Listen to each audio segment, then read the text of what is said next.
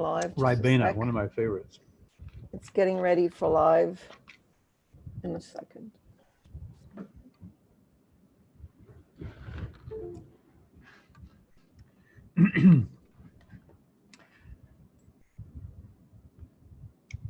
Oh wow! Straight to a live link, straight on YouTube from Zoom.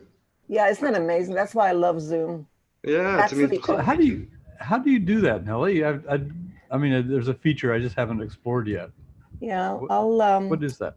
Yeah, we've got a lot of things we have to share, right? Maybe on Learning Together, we'll get some sessions going on different tools that we can kind of share, and that's one of them, maybe Zoom, to show people how that's done. Mm-hmm. Right? Okay, so here's the recording going. All right. Okay. Great. There we go. How's that? I hate that light shining in my face. I'm going to work around that. Let's see, maybe over here to the side. Maybe that will do a little bit better. Okay. Anyway, hi everybody. This is Vance Stevens. I'm in Penang, Malaysia. And Jane is in Taiwan, Taipei. And Mike, I believe, where are you from? I'm in Greece. I'm in Greece, Lesbos Island. Okay. Great. And we have Nellie, whose video isn't showing, but Nellie Deutsch. And this is the 3rd of November, 2019. I'm here. Ah, there you are. Okay. Might as well get in there. We're introducing week 3 of EVO Minecraft. No, sorry, back up. Electronic Village Online Moderators. It all starts with an M. Moderators Professional Development Month, which is 4 weeks of preparation for moderators. So let's see. In the text chat, looks like Mariana is there, and you guys are welcome to join us. Rosemary from Bolivia is there, and Ayat from Egypt is there, and Gamze is there somewhere. I'm just scrolling back and trying to find where people are. If anybody wants to come online and say hi to us. I didn't really prepare anything except that I did prepare Schoology. I mean, Jane and I have been working on that, and I sort of worked on it a little bit more just a couple of hours ago. Maybe I'll show it to you in a minute. But would anyone else like to say hi to us beforehand? Jane? Vance, I just want to remind you that today, the date that you always say for Learning Together. I did. I said today is the 3rd of November, 2019. You didn't say Learning Together. It's Learning Together. That's right. It's Learning Together episode maybe 427, something like that. So anyway, yes. So this is what we're going to do tonight. We're going to talk about online spaces and badges and certificates and other things, anything pertinent to moderators. I really do not want to sit here and speak to you for some time. I'd like to show you the Schoology site, the things that are set up for you this week to explore, but I'll just touch on those. And I'd really like to get your comments and input and questions about what you as moderators think you should be doing, or what you've discovered, or what you suggest that we all do from whatever you've come up with in your in what we've done so far. We used to call this moderator training, but then that's such a misnomer because training implies top down. So professional development is something we all do for each other. So we're all learning from one another, and that's a really nice opportunity for us to continue that learning. So we're coming into week 3 now, and there are 4 weeks in the session. And I heard Cheryl mention that she's going to be doing the 4th week with Nellie, I believe. So right for this week, it's Jane and I have sort of set things up. Yeah. Hi, Cheryl. Hi. Okay, she's over there somewhere. From Kansas. Okay. So anyway, does anybody have any comments before we get started? I want to be sure that people have their voices here. And if they want to say anything. Otherwise, I'll start a screen share. And Jane, I don't know, do you want to say anything about this week number 3 coming up? Oh, okay. This week, week 3, we're excited because we're getting ready to get our contents ready and think about the certificate or badges. And we had a lot of interesting discussions going on in the week 2. During the week 2 sharing, people were talking and discussing about the spaces, their online spaces they're going to use, and we can go over that and we can discuss, like, this is the first year EVO is without Google Plus community, and so we're exploring different online spaces where we could put our content and have everyone gather together in a space, and so yeah, well, Nancy's going to lead us on that. Yeah, Google Plus communities worked really well for us, and now we're trying to find something that worked as well. I think the nice thing about Google Plus communities was it was kind of like Facebook. It had pictures, people were interconnected in a really nice way, able to post freely. It was conversational. All kinds of links could be put there. So we missed that space, but we're now looking for other places. Here in the EVO moderators group, we've settled on Schoology. Yeah. Nellie does really nice things with Moodle. If you can get her help, or if you're an expert yourself, that's a nice platform as well. Schoology is one that's free. We're using that in the EVO sessions right now. I'll show it to you in a minute. We're using it for EVO moderator professional development, and some of us have started to get interested in Groups.io. Well, actually, when I show you I'll start a screen share. If anybody else while I'm doing that wants to say something, go ahead. I'll just pull up a screen share. I'll share my screen on the Schoology. Jane, wanna? Yeah, Nellie says in the chat that we're all mods, including the members of the coordinating team for EVO 2020, and she moderates several sessions, and she's has a comment about Schoology having its bugs, and Schoology has its paid version, which is interesting. We'd like to get to know more about Schoology as well, as we are using it for our mod PD. I was just going to say that I think you only learn about an online space or learning environment when you use it. That's when you find out, what you like, what you don't like. And if you're familiar with something like Moodle, you can always see the downsides of something like Schoology and other platforms. So I think I've used every platform available. And Schoology, I thought it was going to be better. I was kind of disappointed because I noticed a lot of things that people couldn't do. Vance also mentioned the fact that he goes into private, which used to happen to me too, when he tries to add links and things. And I don't know how I got around it, but I seem to be managing. In fact, now I can just add a link and it becomes active. So I don't know what happens. Maybe, and I don't have any other rights than anybody else. So it's not really Safari or Chrome as I saw it at the beginning. So whoever created this Schoology gave us equal rights. So I don't know what I'm doing, but it seems like after you use it a lot, it gives you more rights automatically. If that makes sense, I don't know. Who knows? Okay. Yeah. So anyway, can you see my screen share? Yeah. And are we when we talk, the screen share shows? Yes. Okay, Yeah. Excellent, Mike. Thank you.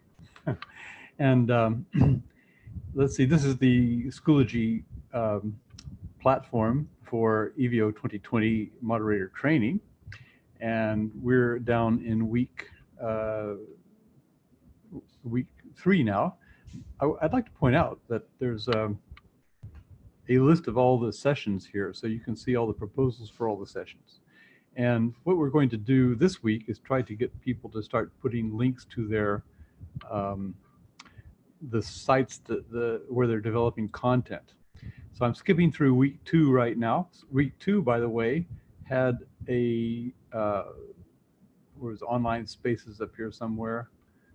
I don't see where it is off the top of my head. I'd actually have to click. Actually, I could do that. I'll click into week 2. You get with Schoology, you get a little advance to the next. Oh, hang on a second. I've got to move things off. Okay, so this is week 2. Had a online spaces discussion, and that discussion talked a lot about the things that we're going to talk about this week in week 3. So I'll pop up here and go to next a couple of times. It will pop me over to week 3. I'm paging through, whether it is week 3. So week 3, we've set up a support forum for week 3. And what I did with, I went to the link of the online spaces discussion that we just had, and I teased out of there all the spaces that people talked about, and I listed them here. So there are some platforms that can be an LMS. Nelly, for example, in one of the discussions said that, oh, sorry, something just popped up over my screen there. Okay, so she said that Groups.io, Facebook groups, WhatsApp, LinkedIn groups, Twitter, Google groups. It's doing it again. Okay, so whatever's hiding behind my screen here, and Slack can all work as learning management systems. A learning management system is a platform where, as we say here, some platforms are LMSs. Students can view content, they can conduct discussions, they can ask questions, they can share content. So in other words, it's a place where everybody can upload content, and then you can set assignments and things like that, and you can interact with students and hold discussions with them. Whereas there are also things called CMSs, or content management. Content management is more like blogs and wikis, for example. Wikis tend to be content management. We put content there, and we can link to spaces from a content management system such as Google Docs, which calls something I used to call learning, do-it-yourself learning management systems, DIY LMS. And but basically you can cobble together a wiki that links out to a Google Doc, let's say, which would be a place where people can upload content. So you can combine these tools, but if you're looking for an LMS, that would be something like Canvas or Moodle, which Nelly knows a lot about. Google Classroom, Nelly said also Google Groups might work for that. And Edmodo, also another, no one is really using Edmodo here. They just had a conference last night, by the way, which I attended, sort of. I went and looked at it, but it was kind of all top down and didn't show an audience. Did you go to the first session, Angeliki Papa from Greece? I went to, her name was Baker. The first session was, the keynote was, I can't remember, her name was something Baker. Kate Baker. Kate Baker. Yes. Yeah. I actually got served dinner about that time, so I stopped watching it. What did you find, Mike? Did you find something inspiring in the? Well, Angeliki Papa is a speaker from Greece, and she's really into sustainable development goals and pedagogy for love and connecting people around the world. And I've heard her talk sometimes, and it's quite inspiring. So I suppose those are recorded. You might have to register if you want the recordings, and I'm not sure if it's too late to register or not. I often register for these things just so that even if they happen in the middle of the night, just so I can get the recordings. Get the recordings, yeah, I did the same, tell you the truth. Yeah, it doesn't mean I watch the recordings. You don't watch the recordings, do you, Mike? Who has time? Well, that's another story. Sometimes I do, sometimes I don't. There you are. Okay, there's small confessions there. But anyway, there's certainly, if you want to keep your finger on the pulse, you got to sign up for the events and Yeah. and keep an eye on what's going on. I do that with Learning Together. But anyway, we were back on Edmodo here, which is here on my screen, and Schoology, which we're using right now, and then what Nellie's suggestions. Also, she thinks Slack, for example, work as an LMS, and maybe she can say something about that in a moment. But also there are blogs and wikis, for example, WordPress, Escape the Room. Michelle Morgan posted in that chat that she gave the link to that space right there. You can go to Schoology and click on that if you want. Google Docs is a great wiki. We have some Ethernet clones. Yes, go ahead, Mike. Yeah, sorry. There's also a new one, Wakelet. It's quite fashionable at the moment. I've been using it, and it's very easy to use and very quick and simple to put up your content and your links. And okay, can you put that link in the text chat for us, please? yeah, sure. What was it called? Winklet? Wakelet. It's Microsoft. Okay, yeah. Well, that's great. That's the kind of thing we're trying to learn from one another. There's something called Ethernet clones also. Ethernet is actually the company, Google bought Ethernet. Ethernet had an open source space where you can have a chat client running and you can chat in a wiki space. I've used them with students where if I have trouble with them getting into Google Groups, Google Docs, let's say, I'll just set up a wiki space for them and they can write there and I can interact with them in that wiki space. Sorry, not a wiki space. Well, it is a wiki space, but it's called Ethernet. And Google bought it. And once Google, there was an open source code. So a lot of people grabbed the code and they put it on their own servers and they hosted it. There was something called Pirate Pad, for example. No problem there. That was open source. So, but they've kind of disappeared and they tend to disappear. But this one at MIT, etherpad.mit.edu, has been going for a long time. It's quite robust. Nagla mentioned riseup.net, which is also another one. So anyway, that's something you can use in your as a chat client. And then people mentioned Padlet, VoiceThread, YouTube, SlideShare, Gene, Screen-O-Matic, Screencast-O-Matic, which I learned a lot about from Nellie just recently in one of her Moodle MOOC courses. So anyway, there's also Karla Arena has a Pinterest board where she posted a lot of tools. It's a bit out of date now, I think from 2014, something like that, but still it gives you a lot of ideas. So basically, I'm going to wrap this up really quickly because what you can do this week is you should be having a look at some of these tools, and then you can explain to us about the spaces you're going to use for your session. Last week, we had a discussion group for spaces that might be useful. This one, you should be starting to explain to us what you're going to do in your session, what tools are you going to use, how will they fit together, and then add some content. And that's the second task here. If I click on it, it's going to open it. Basically, what this is something that was there before. I really didn't. How can I? Oh, God, let's back up.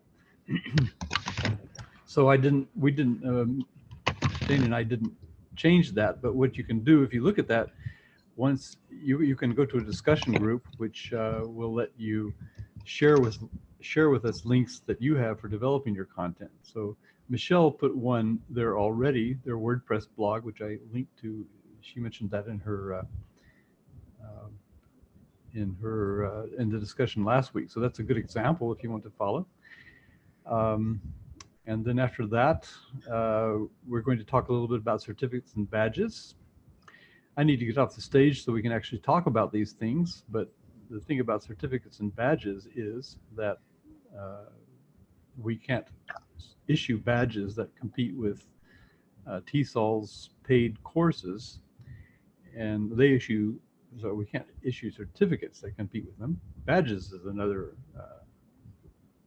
issue. But Jim Buckingham also in 2014 did some materials. We got some links to him talking about that in the Learning Together videos. He produced a lot of documents. He actually did a good job talking about badges and how they work. Also, I've got an example here from Minecraft MOOC. Here it is right there. So if you want to go to Minecraft MOOC, you can check how we've used badges in our Minecraft session. They haven't really worked out so well, so we're not planning to use them again this time around, unless somebody comes up with a good plan for them. But it's a little complicated, so if you have there's a discussion forum for that. So if you have thoughts on badges or you have questions about it, you can ask the questions. And then there's a reflecting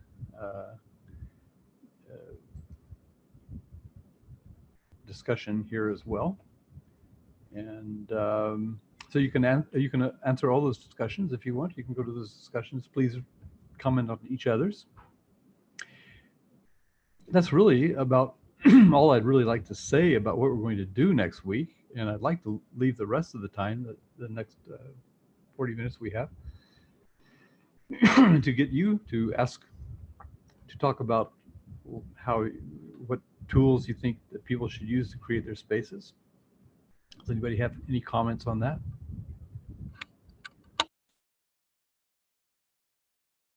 I do. I just wanted to say that it doesn't matter what platform you use. The only thing is, don't get frustrated if things don't work out and they're not perfect, because that's how we learn. They don't have to be perfect, and you don't have to feel bad if you chose, say, an LMS.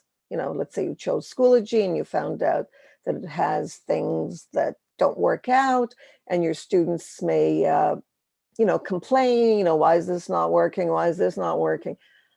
Just go with it and explain that, it's not yours. And if things go wrong, that's just how technology is. A lot of time, from my experience, we focus a lot on the technology that we use, and students get kind of stuck with the technology when that's not the important part. So of course, technology is not perfect. And, it shouldn't be, because that's how things improve. It's never perfect, no matter what, whether it's Moodle or whether it's Schoology or an Edmodo or PBWorks or Word, WordPress or whatever. There's always going to be something not going right. So just feel comfortable. Don't get, frustrated. And realize that that's life. Nothing's perfect. So, just go with the flow and try not to get stuck with the technology and feel like you're doing something wrong, because it's not perfect. That's what I have to say. Just experiment and learn and focus on the content that you want to encourage your participants to learn with you. Yeah, in a way, we're kind of emulating that through what we're doing now. This is our idea every time we put on one of these professional development sessions. And that is, we were caught flat-footed like as other people were. We had to find a learning management system. We hit on Schoology. That was Martha Ramirez's suggestion, and I think it's worked quite well. But as Nellie says, it's not perfect, and it's something we just came up with, and you have to come up with one as well. So you can sort of see how we're trying to direct the conversations, and you have to do the same thing in your session. You have to get people to talk to one another, and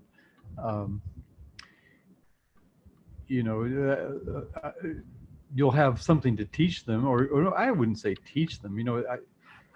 That's one approach to doing an EVO session, but mostly it's, in my opinion, it's learning from each other. So you set a topic, and people come to the topic.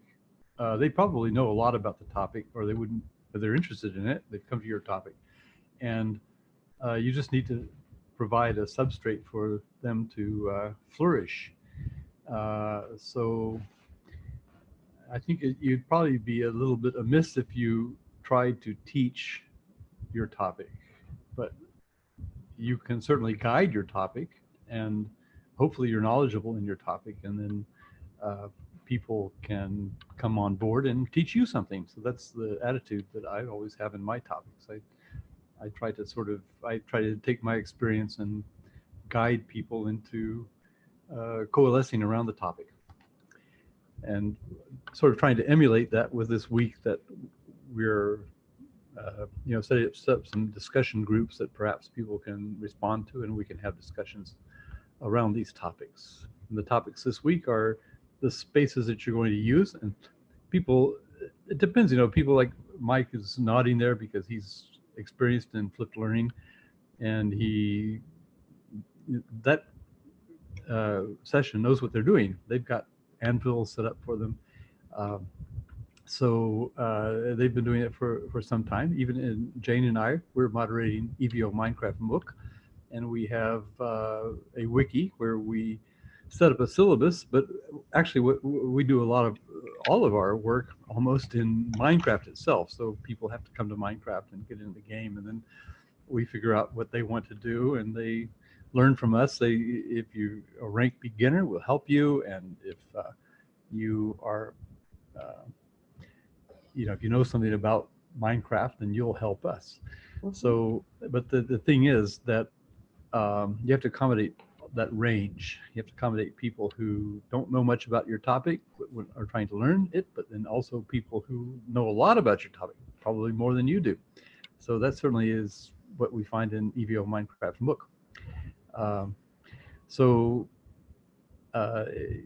Anyhow, that's the challenge. Anybody have any thoughts on that? Yeah, Jane. No, go ahead, Carolyn. Okay, great. Okay, yeah, I'll jump again. It's a challenge because I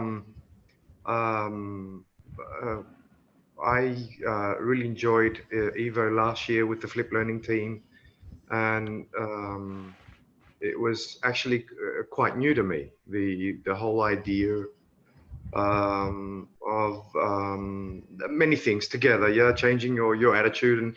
And what I felt the most is that, from all around the world, I was, taking in this energy of, global educators giving their expertise and being open and wanting to share their knowledge. And it wasn't really the platform that left, my last impressions, and even some material I haven't even been back, or, like Google Plus has died, and I'm not really missing the material. What I wanted, I got, and I evolved it myself. So I think it all has to do with how you, the energy you put in, and the organizers, and it is they're all experts in their own field. So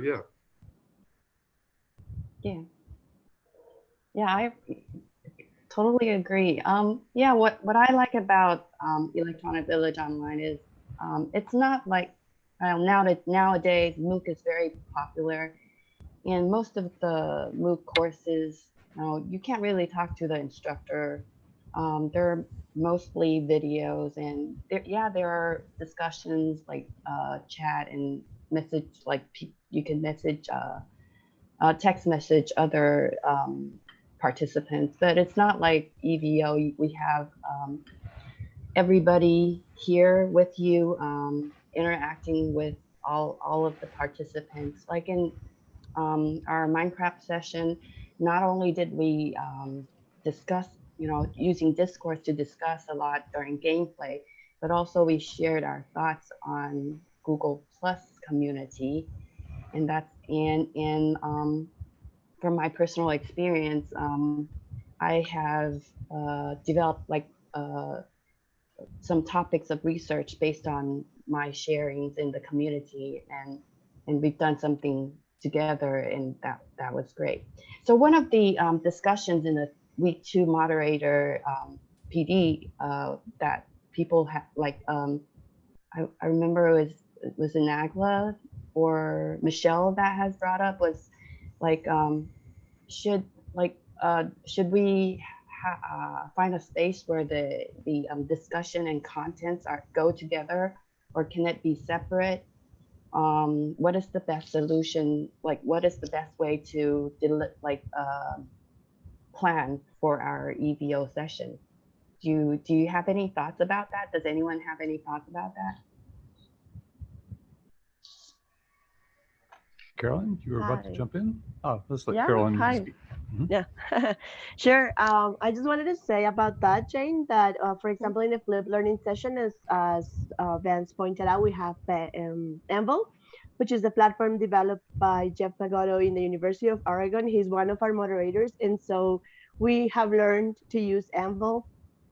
And EVO is more like a CMS. It was a CMS at the beginning, but now it's turned into an LMS. Somehow they have developed all this discussion, and they have built H5P in it, and they have made it every day more and more interactive and dynamic. So that's the thing about tools. They improve, they get better every day. So it doesn't really matter which one you use, as Nelly was pointing out, as long as you kind of navigate with the tool as it grows.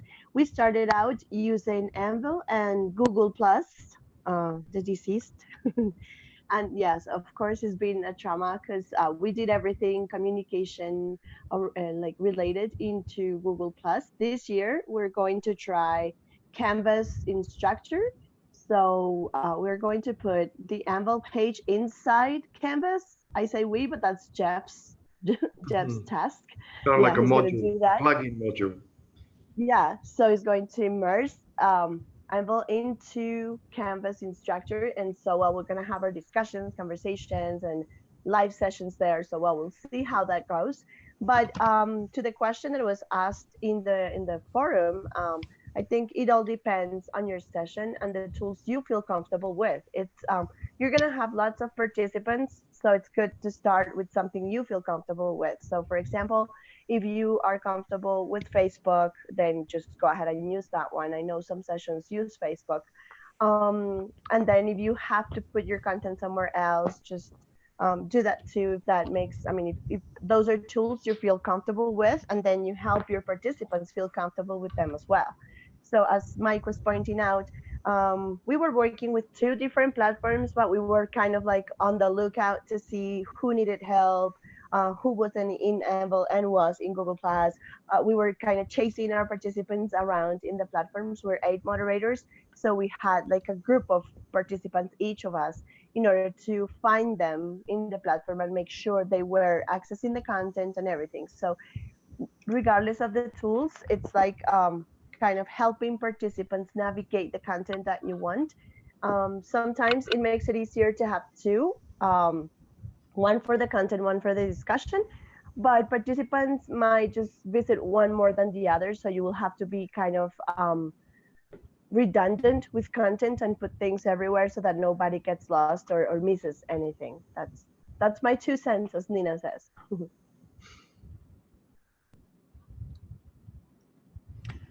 Great. I want to just interject here that we'd really like to hear from people who don't normally speak at these discussions, although most of you have come for, I can just look through the participants list and see that the 12 people who are here, most of them have been here before. But at any point, if you want to speak and ask a question, please do, because we're really here to help you. This is the, we can talk about this, but we really need to get feedback from you as to how,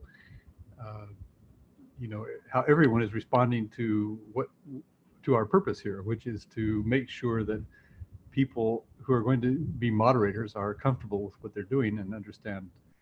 From us who've been around for a long time, I've been a coordinator since 2003, and Nelly is extremely experienced with not only EVO, but also with online teaching. So we are just 2 examples of people here who have quite a lot of experience and would like to share with people who would like to ask questions. So please don't hesitate to unmute your mic. You all have that ability, I believe, and you can just ask us questions. Who wants to I ask just the first have question? one quick question. This is Nagla. Okay. Uh-huh. So I'm just going to jump to content, and I was wondering, like, if I have an article, let's say that I accessed through a library database of a university that I work for, can I use that as a reading, or is there a limitation as to I only need to use articles that are accessed publicly? I think that if your library gives the article on open access, you could link to it. But if they don't give it on open access, you're asking, how would you mean you're saying you should take the content down from a site where it's not on open access and put it on open access? Just for copyright issues. I think the rule is, and others can chime in here, is that if you use something for your class, let's say, and you present it to them or you give them a handout, that's probably okay. But if you put it online in an online space, that may be a violation. And since we're working in online spaces, I would say that's possibly something you should discuss with your librarian. But anybody else? What other opinions do we have on this? I think, Nagla, you should ask the university, Okay. the librarian, just to make sure. I wouldn't do it any other way. Okay. Thank you. And you might search for it on academia, because it could be that article is there, academia or also ResearchGate. Yeah. So there are quite a lot of things that you think are hidden away behind paywalls, but no, they're not. The authors do not like to put their to write things and then have them hidden away. Us authors, we authors will stick stuff on ResearchGate just to get it out from behind the paywall. So I wanted to add something there. If you're going to be using this in something that you want students to access, you can't unless there is access. So like Vance was saying and Nellie was saying, those are your two options. Go with them, and then find something similar or something by that same author that is available. Okay. Can help. Perfect. Thank you. Okay, that's a good question. Copyright, very valid concern. Any other questions? I don't really have a question, but my experience more is classroom-based young learners, young teens, teenagers, blah, blah, blah. And what I tend to see is that they, even though they're like, you know, tech hungry and what have you, they only really have a Gmail from their phone. So no matter what platform I've tried to use, Moodle, and a few others, what have you, I tend to always go back to Google Classroom. And last year, the last year EVO sessions, apart from flipped learning, I was following the project-based learning, and that was mostly using Google Classroom, and it had obviously the Google Plus for social sharing spaces. But I really thought to myself that, you know, it would have been just easier if everything was in Google Classroom, because you got the option of like an LMS, putting your categories and your files and access to other applications. But you've also got the forum style of communicating. So I'm not really sure there. So for ease of use, and mind you, there is a vast, you know, a broad range of participants where they only do have an internet connection and a Gmail account. So, and depending on like, you know, me in Europe, whereas most of the rest of the moderators and coordinators are from the other side of the continent, I find that I didn't know about like Canvas in Structure, or my only, you know, contact with Anvil, which is a really good platform, by the way, is through, you know, Flip Learning. So you're keeping an eye on readily available tools like, you know, Google Classroom isn't a bad option for you know, grabbing the most of the participants. About Google Classroom, I used it about 3 years ago with my young learners, just to get to know it, because I think that's the only way, as I said, that you get to know a platform is when you use it. And being a Moodle user, I found it quite frustrating when I compared it to Moodle, of course. So for the past 2 years, I've been using Moodle with my young learners because I think it has more options, more features that I need. But the thing is that, Google Classroom is really great. And I highly recommend it. Try it out. Try out all of the LMSs, just so you know what they have. And by the way, I think Google Classroom has added a few features that they didn't have 3 years ago, and they keep improving it. And the connectability to all the rest of the applications, definitely.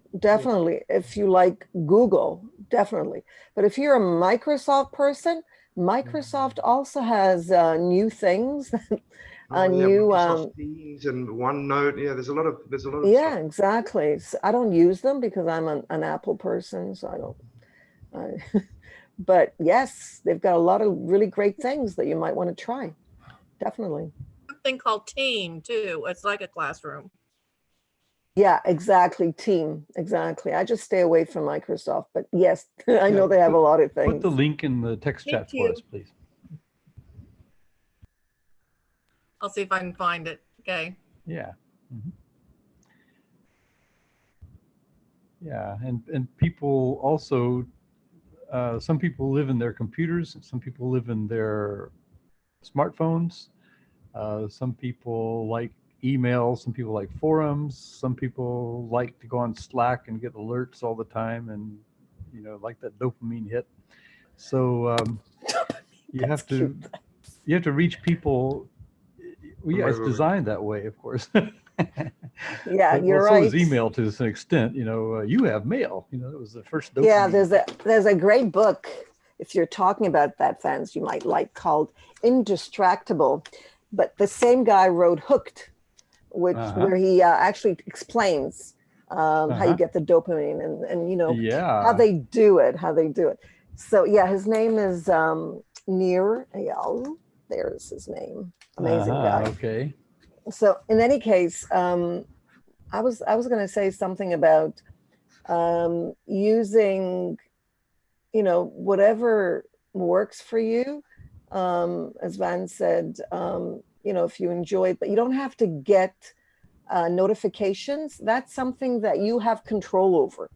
You don't have to be alerted, not in Slack or anywhere else. You can control that. And I think you should, because you don't want to be alerted 24/7. But just so you know, that most of these have an app. I use my phone. I live on my phone. If you talk about living anywhere, people think I live on my desktop, but I don't. I live on my phone. I like it. It's compact.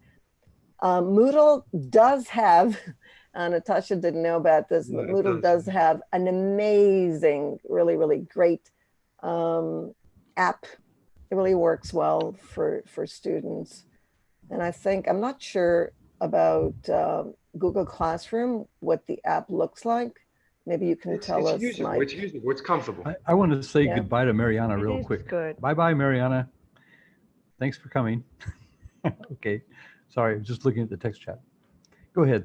Sorry to interrupt.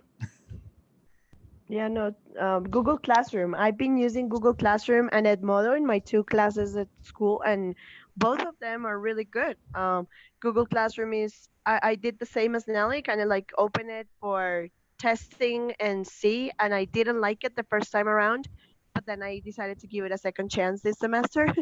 And this time it's working much better. And I'm following Alice Keeler and some guy Muller, I think, and they have all kinds of courses and videos and things on how to make the best from Google Classroom. So there are a lot of little things that are not necessarily explicit out there in the platform that you can do with it. So that's another thing. There's kind of the knowledge base on Google products is really, really solid. So it helps us learn on how to take the best out of it. I think that's the same for it motto. The knowledge base is very solid, and you can ask in the belonging to it motto, you can like kind of belong to the PT, constant PT discussions, which also make you get the best out of the tools. So I think that's another great thing that these two have. I agree with you about Edmodo. I asked a question. I'm wondering, because we've had this in the past. I mean, EVO sessions had the live online component like we're having right now.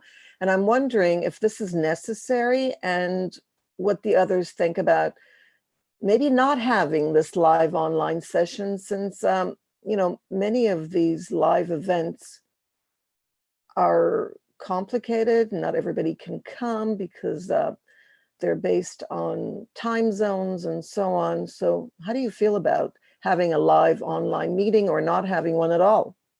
And what tools? You mean for the I mean, like what for we're this doing now, this Zoom, session, yeah, yes. the Zoom thing. Mhm. Even though you can For have the, it now the on EVO Face, session. yeah, you can have it on Facebook, you can have it on, you know, the Hangouts and so on. So what do you plan to do for the EVO, for your EVO session? I found that the live EVO sessions were very critical to my learning path. And I was really looking forward to sharing what I found. And then last year, even from, I think was it Zoom, Carolina, we used last year? I was obviously just a participant. I really I even enjoyed the breakout sessions.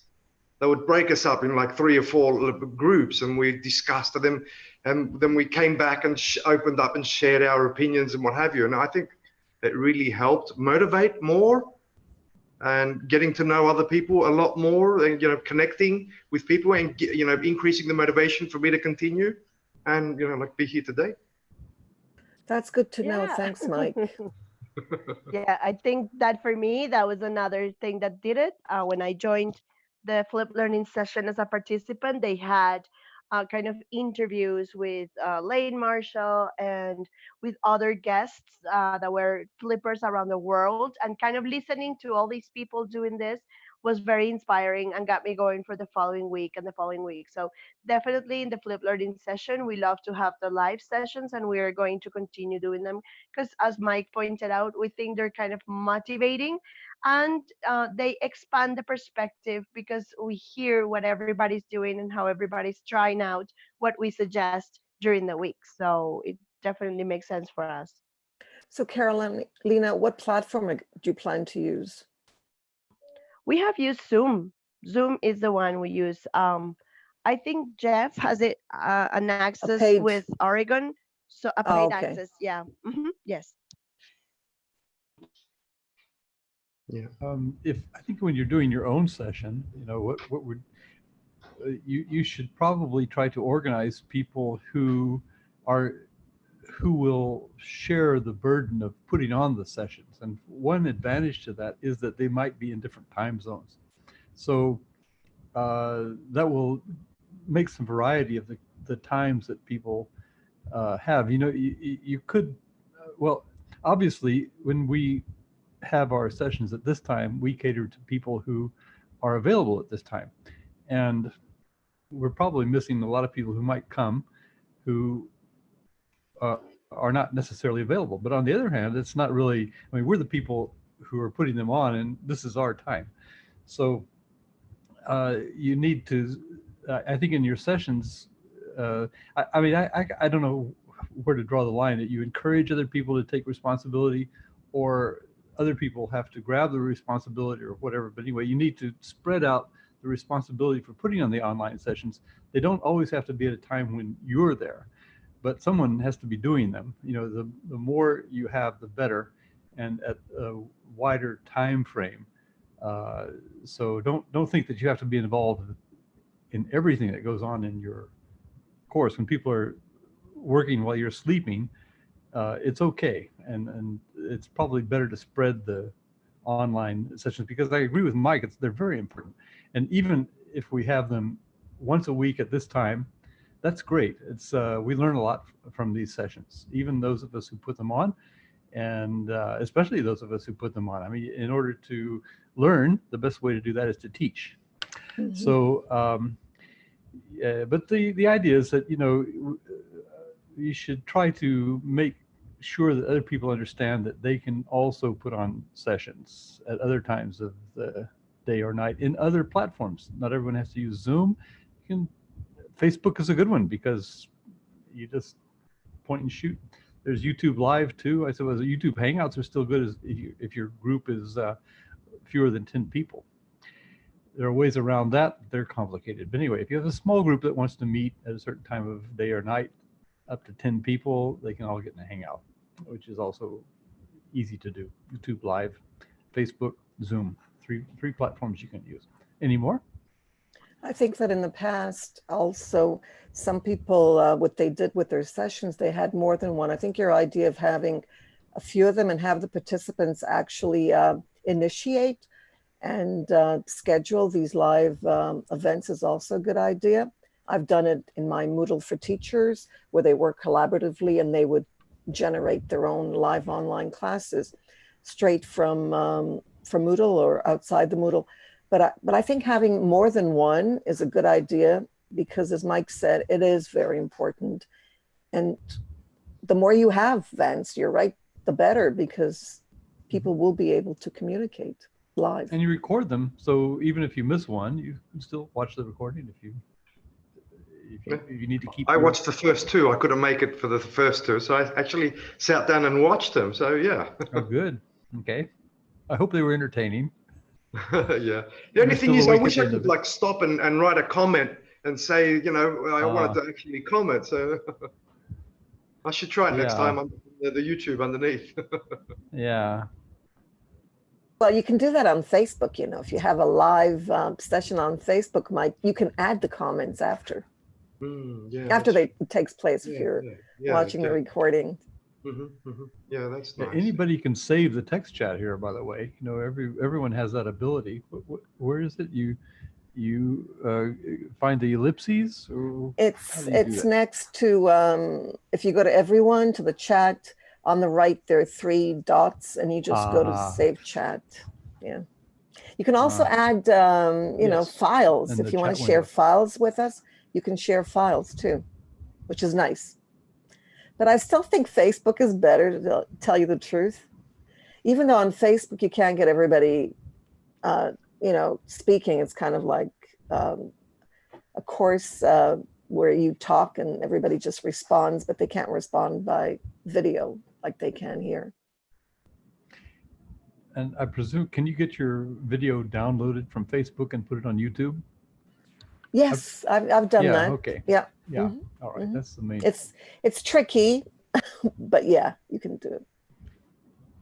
Yeah, the problem with Facebook is not everybody agrees with Facebook's, especially with Mark Zuckerberg has gone out and said he's okay with putting fake political ads on Facebook just so we can make more money. Drives people crazy. But anyway, my one political statement tonight. So, but for other reasons, people don't necessarily like to go on Facebook. Some people don't. So you cannot. Facebook is not inclusive, whereas Zoom is. You know, so yeah, people have stopped. You're right, Vance. A lot of my colleagues from years past, I mean, I've been on Facebook for, I guess, 12, 13 years now, have left Facebook. They're not there anymore. And it's unfortunate because of Zuckerberg's policies, which isn't that, you know, it's not that good for many of us. You know, from a practical point of view, you want to have a platform that includes people. So Facebook is very good for what it is. I mean, we all enjoy it. I keep track of my family, my friends from around the world, from past times. So it's really great. We all enjoy that. But it does, unfortunately, if you have a Facebook group for your session, if you have a Facebook group, that's where people meet. It cannot possibly include everybody. So you need to have alternatives, some alternative for everyone to participate. I'd like to hear from Rosemary. Rosemary has been doing some amazing, I mean, I follow Rosemary, some amazing Facebook live sessions. Maybe Rosemary, you can tell us a little bit about your experiences and some of the pitfalls. Put some links in. Yeah. So Rosemary, can you grab the mic?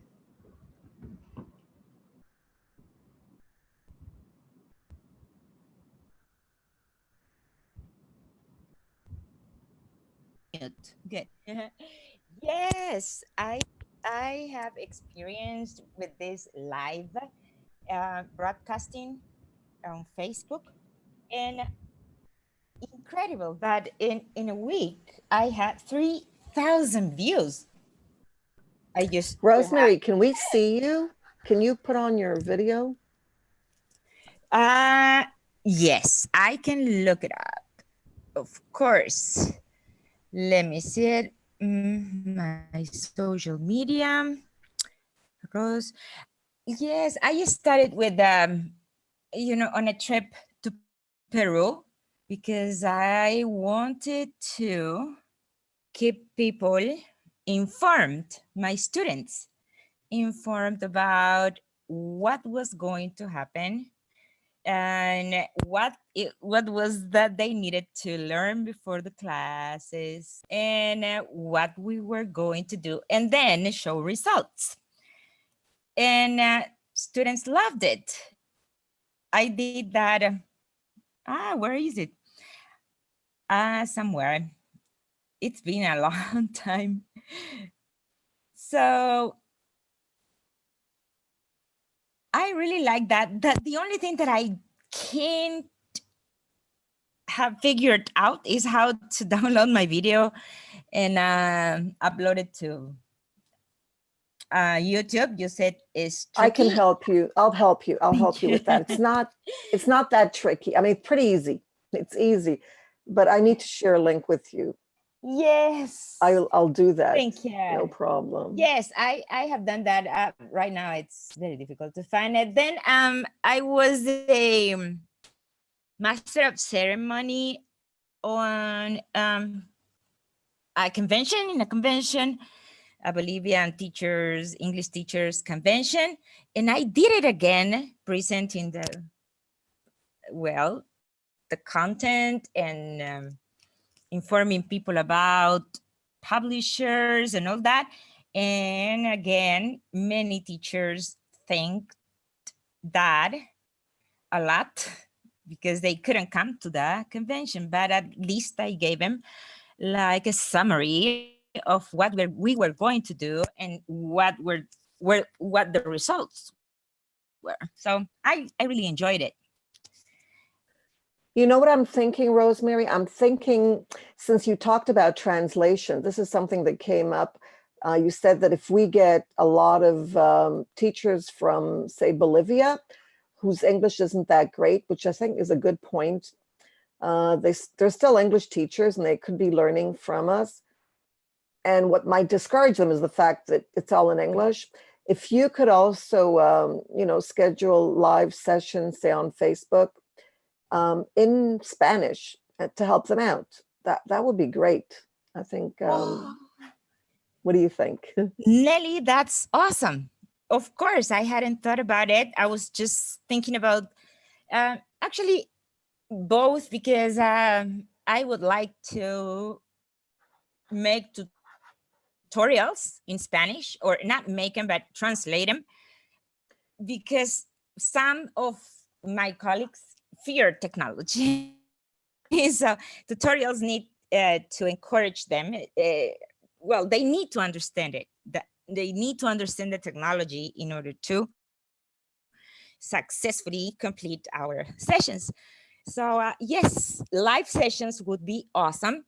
And I can do that the before, the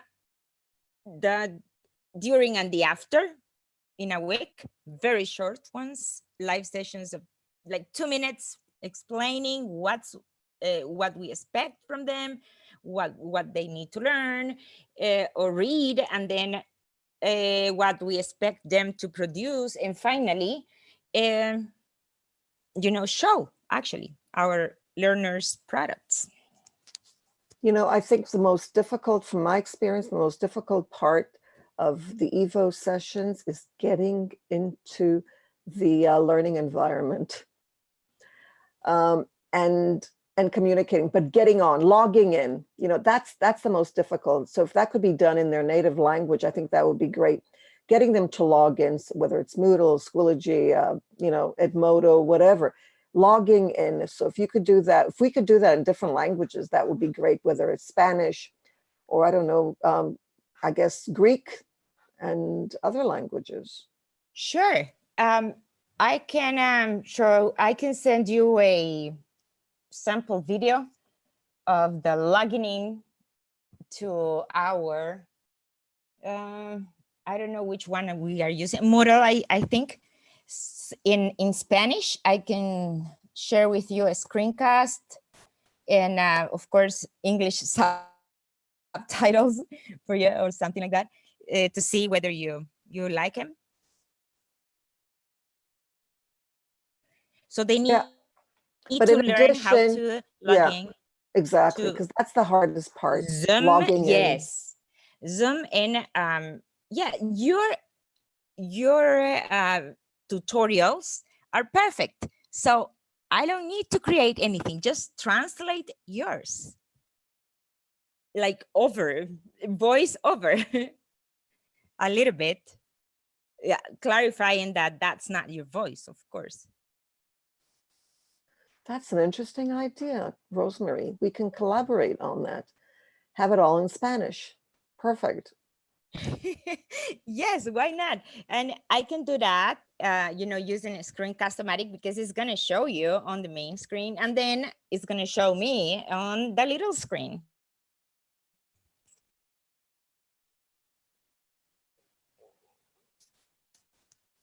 Okay, I'd like to bring up the topic of translations. How do others feel about having translations in for EVO? We talked about this in the past, but I think it's something that might come up again. I know there were some sessions in Italian. We had a session last year. Judy and Cheryl were there, where I think some of the participants were learning English because they were English. I mean, they were English teachers, but their English wasn't that great. So we didn't know Vietnamese, but most of the students were from Vietnam. And they thought Judy, would be able to help them with, I don't know, with Chinese, I guess, Judy. They thought you knew, maybe you would know Chinese, which was a joke, right? Yeah, I don't know any of those Asian languages.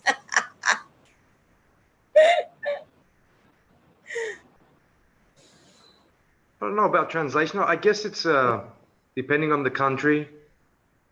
I find like Greek English teachers that do know enough to get around and they're quite fluent, so I wouldn't be an issue. Of course, even like it was mentioned, like closed captions, it always helps on YouTube sometimes if it's very difficult and content-based, material. So yeah. Yeah, but it is a problem in some countries. I know in Italy, it's a problem. I don't know about Greece, but in Italy it's a problem. In Vietnam last year, it was a huge problem. So they really did need translations. Yeah, but honestly, I mean, I think it depends on the course. I mean, in the case of our courses, they were English teacher PDs. So honestly, they shouldn't be getting translations because it's supposed to be about teaching English. So that would not actually be a good idea. However, I guess the thing is that we need to vet these teachers, that they have to understand they have to be fluent enough or at least competent enough in English to not be struggling, because this is not a learn to speak English classes. They're professional development for the teachers. And I think that was where maybe they didn't quite understand that. Judy, I couldn't agree more with you that we are not teaching English. Nonetheless, I perceive EVO sessions as free,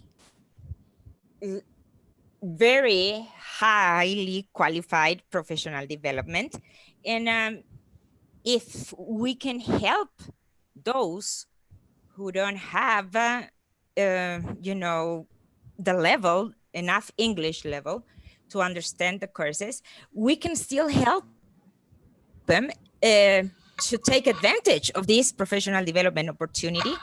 And in that way, we could help them help learners in a better way. That's why, even though we are not teaching English, we can help teachers who really want to advance in their career or teaching techniques.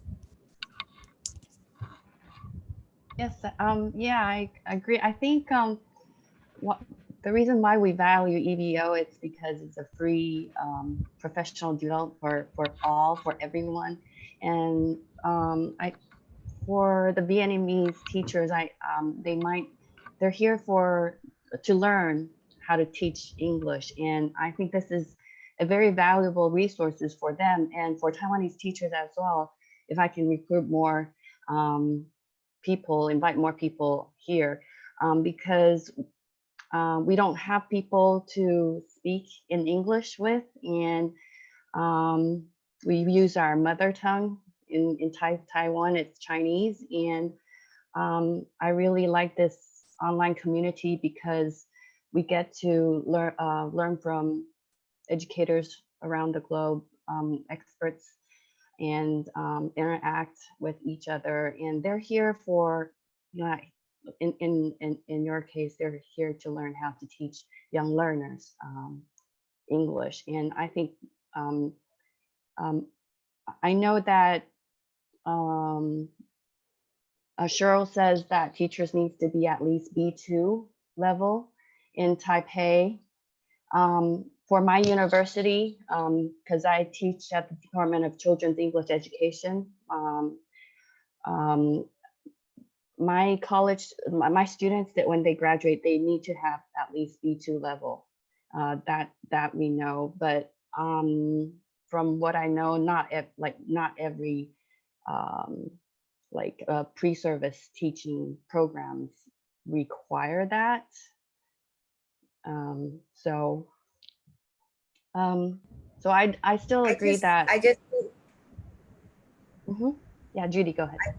Yeah, no, that's the whole point. I just think we would be doing them a disservice, actually, if we were doing it in their language when it's supposed to be geared towards English teachers, because we're really not helping them to be better English teachers by doing it in their language or having translations for them, because that's what they're doing already. They're doing translations and then making bad translations in English, which is why they have problems. So we really need to help them actually stop translating. I'd like to say hi to Aaron, who has just turned up here. Hi, Aaron. I think you've fallen forward when you should have fallen back, though. We've been doing this for an hour, but that's okay, no problem. And also, I'd like to get us back on track because we're at the top of the hour, and we don't want to really carry on for too long without some structure.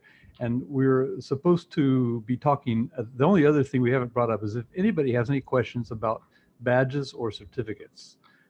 That's the other thing on the week 3 agenda. So apart from that, we should be mindful of the time. People are starting to drop out already. So I suppose I could say that there's an issue with certificates, and there are 3 really. One is that a certificate should have some, if you're going to offer a certificate, you can't just give them out to anybody. You have to have some criteria, and you have to have stated criteria if you're going to give a certificate. The second big issue with TESOL is that it can't imply that there's any academic credit. And the third thing is, what was the third thing? I had a third thing. I don't remember it at the off the top of my head, but anyway, those are the 2 things that I wrote down in those are the 2 things I plan to discuss today. So the third thing is that sometimes we get some, if you promise certificates and you don't issue them, then we do get feedback from participants if they don't get their certificates. So if you're going to promise something, you need to follow through on it. So there's 3 issues with certificates. If you're going to offer them, Nellie, by the way, has just put, she's just made some certificates templates that you could use, and she passed them out on the EVO coordinators list an hour before the session started tonight. I don't know, Nellie, are those going to be available to moderators? Yeah, it's on Schoology. That's what we use. That's what we've been using for the past couple of years. I just use Canva, and I just edit, change the year, and so on. But it's the same certificates that we've been using for the past couple of years.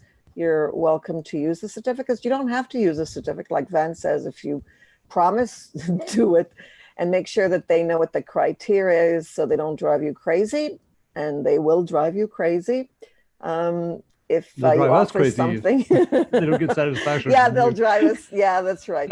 So, you know, whatever you promise, make sure that you keep your promise. They're, you know, teachers are like kids, you know, when they take these courses. They're worse. But as far as badges go, they're a great way to motivate and get, I like my participants to be active, even though it's a lot more work for me, but I get a kick out of seeing people excited. So I do offer badges. Moodle has an amazing automated way of, you know, you set up your criteria and then you can get them, they receive their badges once they do, and it's all automatic. You don't have to do it yourself. Same thing with the certificates. So that's easy on Moodle. It's not as easy on other platforms, except for maybe Canvas and Structure. I think that it also has a good system for badges. Schoology also has an amazing system for badges, which works quite well, and also, I guess, maybe for the certificate. So don't do extra work unless you're willing to be there to support your participants. That's what I have to say about certificates and badges. Well, week 3 is your chance to ask in the forums about badges. If you want to ask us now, you can. Not just badges, but certificates. So there are issues around them, but if you have any doubts or questions that you'd like addressed now, we can do that. Anybody? Rosemary added a good point about badges. I like that. She says she likes badges. They're a great way to show off in social networks, which is, yeah, and certificates too. Yeah, and this way we get, yeah.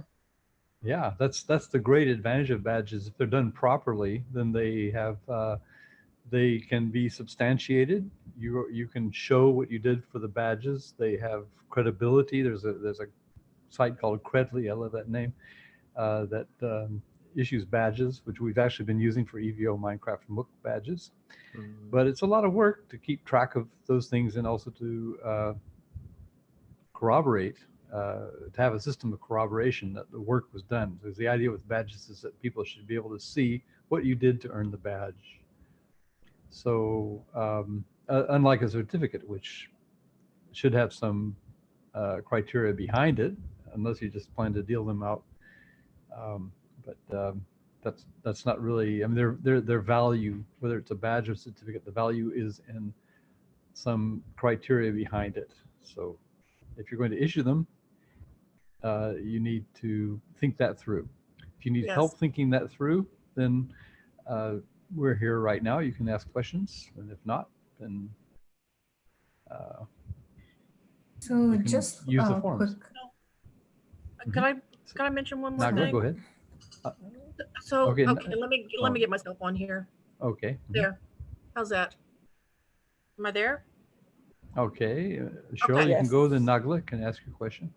All right. So we go to a lot of free stuff as teachers.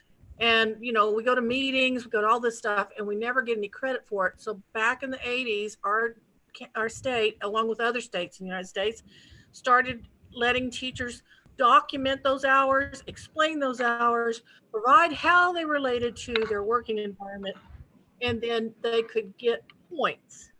Okay. And so I use my badges to prove what I did to get the points, you know, So even though it's free, even though there's no credit, it is still something that I can show quickly, and I don't have to write a big, long explanation. And then they understand it. They can click on it and go to it. So it's helpful. My piece. Mm-hmm. Okay, Nagla, did you want to say something? Ask a question? Yeah, I just wanted to ask about like certificates. So because like all this is super new to me, I don't have anything to fall back on. So I'm just wondering, like for certificates, I start off by saying for you to get the certificate, like initially, maybe in week 1, you need to do blah, blah, blah and have like a checklist. And my other question, is there like a progress bar that participants will be able to see, and I myself can see as well, to see if participants are following up on the weekly tasks and so on, and then maybe check that as well for the certificates? That's only on Moodle. That's only on Moodle. Okay. Yeah, Moodle's really great. All right. Well, you can design other systems. Yeah, of course. Yeah, so that's the problem with certificates. If you're going to issue them, the thing is you can't issue anything pretending that it has any academic credibility. So, or credential, I should say. So unless you're credentialed yourself, but you know, we're not. So you have to, you know, be specific in why what people have to do to earn the credential. Yeah. You should have something in your syllabus about what they need to do. Otherwise, people will just turn up one time and say, okay, I'm here, give me a certificate. So you want to prevent that. Yeah. Okay. All three, I'm quite new to EVO, so it's only the last 3 years as a participant, and I really like the fact that you had to do at least 4 out of 5 tasks and go all the way up to reflect in the last stage to actually earn a certificate. And you know, even in my first year, I overdid it. Like I enrolled to about 3 or 4 courses, and 2 weeks later, I had to start selecting which course am I actually going to follow and go into in depth, because you can't do it. You can't. That doesn't happen. But I was actually grateful that I didn't receive any certificates that I didn't accomplish. So it's not really, the certificate is just your trophy. Either goes into a portfolio, you know, to show your PD, or it goes on your wall. For instance, mine go up in the wall in my school, and I change them every so often. So it's the learning path that you decide to have is what counts, I suppose. Okay, thank you. I added a link to the chat. I hope you don't mind. I created, because we don't have Google Plus communities, and we had for EVO participants, I created a group for the community, EVO community, and specifically for those who will be joining. So if you could join, I just click on it, and that's where everybody's going to be. Hopefully that's going to be our community, even though we have a Facebook group as well.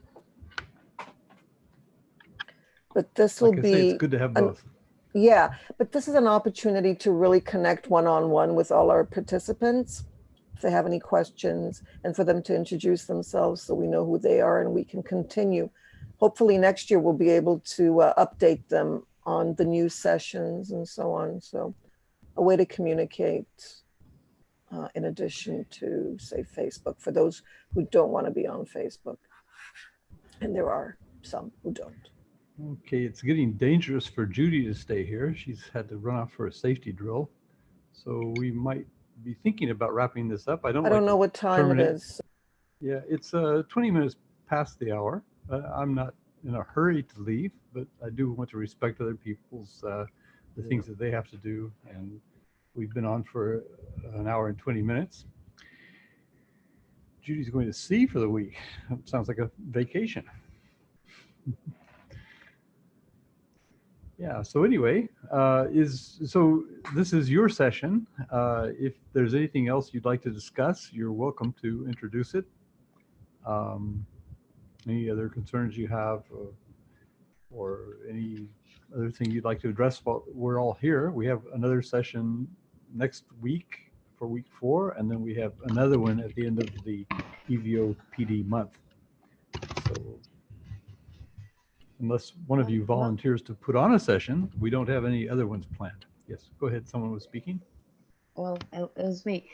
Since Mike brought up the question, mentioned about like he's taken several sessions, like 3, and this week's content is about this week's PD is about uploading content. Is there a suggestion as to like how much content are we going to provide our participants, like in terms of weekly, like how many hours should they spend on each session, or how many sessions should they enroll themselves in? I think those are very good points, Jane, because what happens generally, what I notice, because I see them on the Moodle, is that they join every session possible because free. Everybody wants to join, and then they get overwhelmed because I don't think you can do more than 2 sessions, really. I think 1 is enough, but I don't know.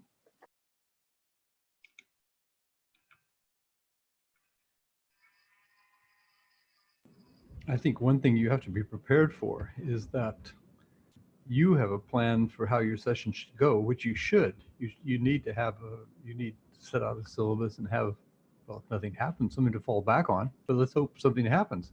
And what's going to happen? Well, probably like Mike alluded to with his breakout groups, your session is going to start taking on a life of its own. And you need to allow for the fact that they may not be following your syllabus and respond to that. Dave Cormier calls that the community as curriculum. So that happens a lot to us in Minecraft, because once the people get there, you know, we go into Minecraft and then people start going, well, they do whatever they want to do there. And everybody has different things they want to learn. So, you know, one big advantage of MOOCs or EVO sessions, which could be MOOCs, I suppose, is that you can actually, like Mike tried, he tried several of them, you know, and then decided, oh, I got to focus, you know. Well, that's fine. That's just great. You know, so a lot of people in your sessions are going to be people who are just signing up to see what happens, and they may decide to do other things. So but that's fine. And also, I'm sure that you yourself probably sign up for lots of MOOCs or lots of online events. Like I mentioned earlier that I sign up for webinars that I don't plan to attend because I know I'll be asleep at that time. So, you know, people do that. So that's one of the wonderful things about the environment we're in. You can jump into lots of puddles if you like. But taking that into consideration, you know, don't be discouraged because the people who came don't interact. You know, you'll find a group of people that you'll interact with, and those are the people that you need to be concerned with. So also your syllabus, if you set it out beforehand, how many hours should, well, that's really up to the people who take the who take the session that you're offering. So they're going to put into it what they think they'll get out of it. So work with them, be flexible. I call it the iceberg effect. It's always you as teachers, you know, people as teachers, you know, think of the tip, and then all of a sudden it just goes woof as you get investigating and going deeper and deeper and deeper. So, you know, the team could say, the moderating team could say, or the coordinating team could say, you know, oh, they only need about 2-3 hours of work to actually finish it for the week, and it could like take about 30 underneath, because I mean, you know, for me last year, like collaborative teaching and instructional design and really deep knowledge that it took me for many weeks to get hold of and start investigating. So it does take time, especially for newbies.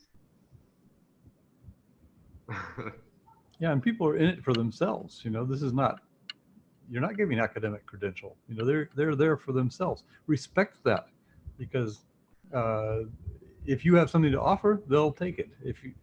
If they've found something else that has more to offer, they'll take that. So they may be back next time. You never know. Or sometimes they come to your session. We find that in Minecraft and MOOC or in other sessions I've facilitated, that people will drop in a little bit and they'll come back for another session. And they'll come back again. So if they like it for whatever however it benefits them. So it's not really something that you enroll in and then you get a grade in and then you matriculate at the end of it. It's not that kind of thing. It's everyone's learning from one another, and they take advantage of whatever opportunities they find when they arrive, as do you. And what some of them do is Wondering they where join Judy as is. moderators. And that's an even better way to learn if you really want to go into in depth, is to become a moderator of the session the year after. Like Mike is now moderating. I guess that's probably a good place to wrap up. We've been an hour and a half on this learning journey tonight, which is about the right amount of time, I suppose. Maybe a little long, but certainly not too long. So as my grandfather used to say, he was a carny in the old days. He used to say, leave them laughing, which means that when you're on the stage and they're laughing, that's the time to get off. So bye, everybody. Have a good week, everybody, and I'll catch up with you when I get back to land. Enjoy. Bye. Okay. Okay. Everyone. Actually, you're on the bridge of your ship. I got it. Okay. Bye then. Bye. Bye, everybody. This has been